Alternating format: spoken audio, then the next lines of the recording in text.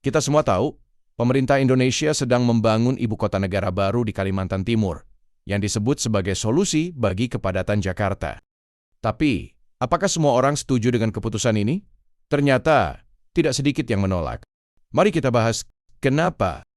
Pertama, biaya yang sangat besar. Proyek ini diperkirakan akan memakan anggaran hingga ratusan triliun rupiah. Bagi sebagian orang, anggaran sebesar itu dianggap tidak tepat di tengah krisis ekonomi dan pemulihan pasca pandemi. Mereka berpendapat bahwa dana ini lebih baik dialokasikan untuk pendidikan, kesehatan, atau memperbaiki infrastruktur di daerah-daerah yang masih tertinggal. Selanjutnya, ada kekhawatiran besar tentang kerusakan lingkungan.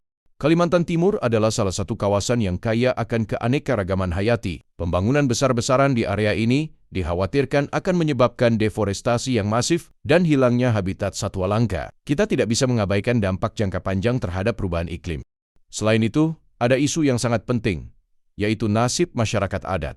Banyak kelompok masyarakat adat yang tinggal di wilayah ini turun-temurun. Pembangunan IKN bisa mengancam keberadaan mereka, baik dari segi lahan yang mereka tinggali maupun budaya yang mereka jaga. Ada kekhawatiran mereka akan digusur atau tidak dilibatkan dalam pengambilan keputusan. Bagi sebagian orang, proyek ini juga dianggap sebagai prioritas yang salah di saat banyak tantangan yang dihadapi bangsa ini, seperti reformasi hukum, pendidikan, hingga perbaikan layanan kesehatan. Pemindahan ibu kota dianggap tidak mendesak. Mereka merasa bahwa Jakarta masih bisa diperbaiki tanpa harus memindahkan ibu kota ke tempat yang baru. Dan seperti halnya proyek besar lainnya, potensi korupsi juga menjadi perhatian.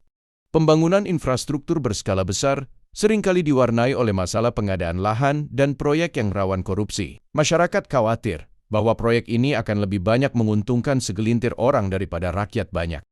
Terakhir, beberapa pihak juga khawatir tentang stabilitas sosial. Pemindahan ibu kota bisa membawa perubahan demografi yang signifikan. Bagaimana dampaknya terhadap penduduk asli? Bagaimana integrasi antara penduduk baru dan penduduk lama? Ini semua adalah pertanyaan yang belum memiliki jawaban yang pasti. Jadi, meskipun pemindahan ibu kota mungkin terlihat menjanjikan bagi sebagian orang, ternyata banyak juga yang merasa khawatir dan tidak setuju. Apakah proyek ini memang solusi untuk masa depan Indonesia? Ataukah justru membawa lebih banyak tantangan baru? Hanya waktu yang akan menjawab. Jangan lupa tinggalkan komentar. Bagaimana menurut kalian tentang proyek pemindahan ibu kota ini? Apakah Anda setuju atau tidak setuju? Sampai jumpa di konten selanjutnya.